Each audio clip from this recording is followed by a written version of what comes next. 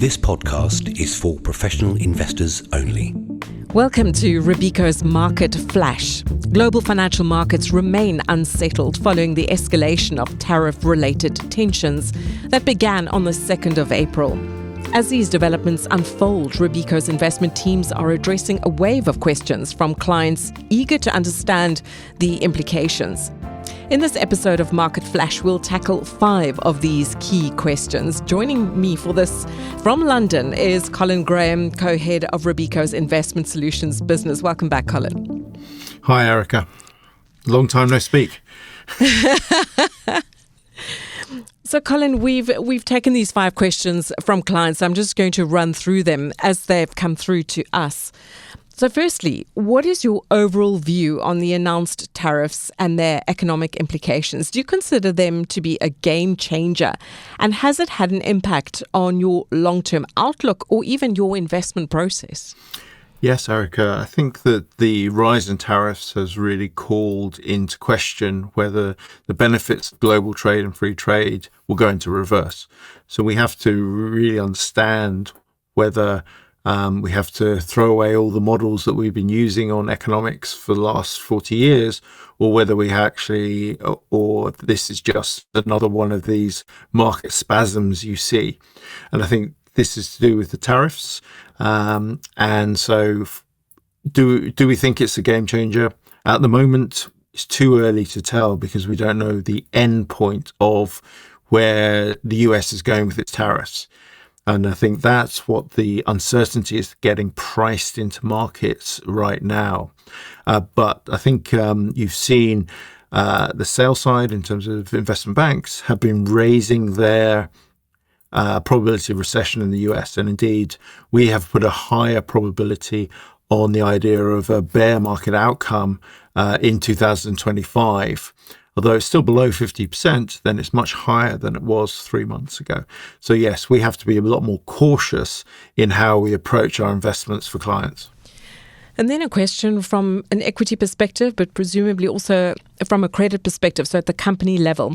How are you modeling the effect of tariffs on consumer-focused companies? So in particular, do you expect these companies to be able to pass on higher costs to their end consumers? Or do you believe they'd be able to absorb them or absorb them to a degree? What is the expected impact then on margins and earnings? Yeah, this is the key question. If we take the COVID example, where you saw a massive supply shock to the global economy, then you saw that corporates basically passed on those prices. So this could be another case where you see the costs of goods getting priced and passed on to the end consumer, which again would be very bad for consumer sentiment in consumer-driven economies like the US. So at the moment, we don't know. The other thing with tariffs is that CEOs and other people trying to make investment decisions don't know what that landscape is going to look like over the next 6 months or even 3 years.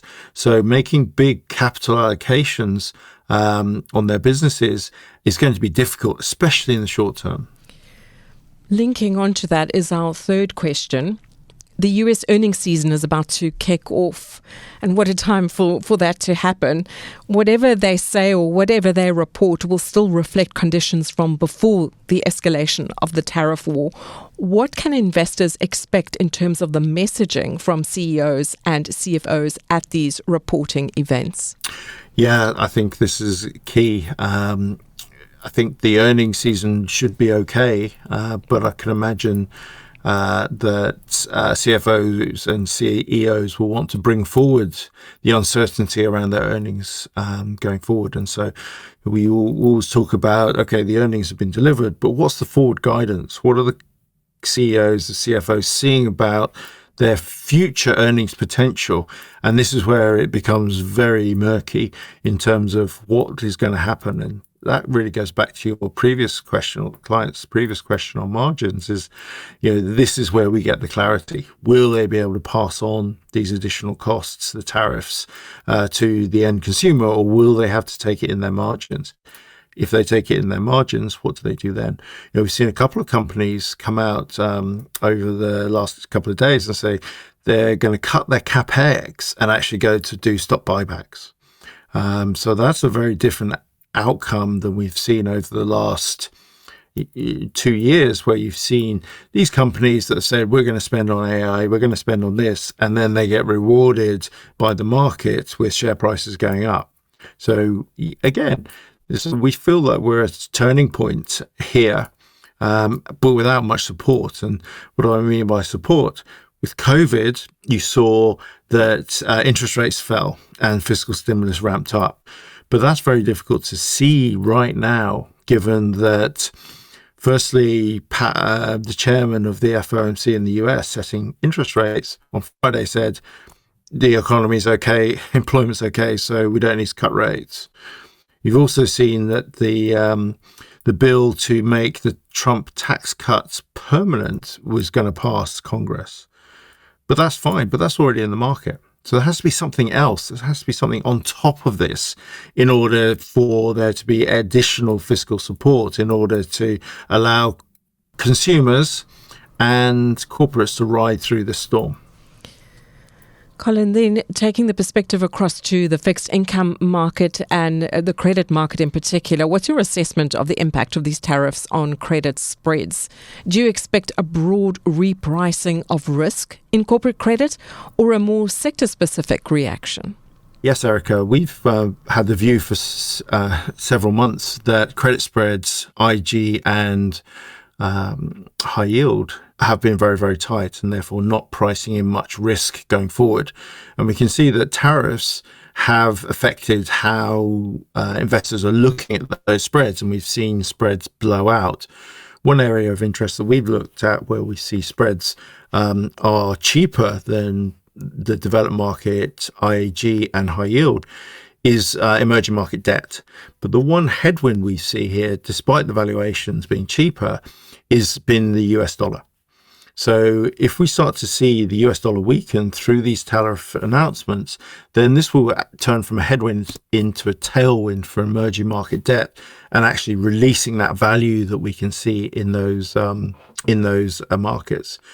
And the other area that we'd look to in terms of more sector specific is looking at what's happening in the trade financing area. And we can see that from 2008, where you started to see pressures on banks and credit markets, that trade financing just dried up completely. And that's what sent sort of a financial market event into the real economy, and trade just drying up overnight. So that's an area that we're definitely monitoring to get an idea of what else is going to happen to returns in other asset classes. Colin, the fifth and final question, it's more along the same lines, but perhaps expecting you to go a little deeper, being more specific. Are you currently closer to being a buyer or a seller of credit? And then in which segments or sectors specifically? Oh, Erica, I'm going to have to dodge that question, because where we've been hedging, so we've been holding the underlying bonds because our high yield teams and our IG teams have very much a quality bias on what they hold. So we've been using tools to hedge the overall market for high yield, which means we've been short the very low end, the triple C's part of the market. So if we see rates come down, if we see margins being continue to be okay, then yes, there is opportunity here to take those hedges off and say, actually, we're quite happy to hold high yield unhedged in the portfolio. So I would say that the first step would be to take your hedges off, and then we'd have to see how the spreads, see if the spreads have really become attractive enough to go long high yield at this juncture. Colin, thank you very much for responding to these client questions. Thanks, Erica. And to listeners, stay tuned for more Market Flash updates from Robeco. Thanks for joining this Robeco podcast. Please tune in next time as well. Important information. This publication is intended for professional investors. The The podcast was brought to you by Robeco and in the US by Robeco Institutional Asset Management US Inc., a Delaware corporation as well as an investment advisor registered with the US Securities and Exchange Commission. Robeco Institutional Asset Management US is a wholly owned subsidiary of Oryx Corporation Europe NV, a Dutch investment management firm located in Rotterdam, the Netherlands. Robeco Institutional Asset Management BV has a license as manager of UCITS and AIFs for the Netherlands Authority for the Financial Markets in Amsterdam.